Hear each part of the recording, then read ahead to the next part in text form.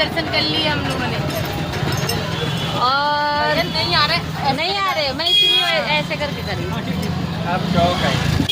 हम लोग दर्शन करके आ गए बढ़िया से। गोलू भैया तक बैठे तो नहीं इधर आओ। अब आओगे छोटू भैया। नहीं आएंगे। हाँ, गर्मी से हालत पूरी है अरे खराब। नहीं आओ। अरे हम लोग हाँ गोलू भैया दर्शन कर लिया अच्छे से। हाँ, अच्छे से दर्शन कर लिया और बहुत गर्मी थी, बहुत भीड़ थी। और वीडियो आप देखिएगा चैनल पे पड़ेगा तो जरूर देखिएगा और कमेंट में लिखिएगा जय श्री बांके बिहारी लाल की जय। ये देखिए, देखो रियल स्टैंड देखो सामने भाई दर्शन कर आप जा रहे हैं।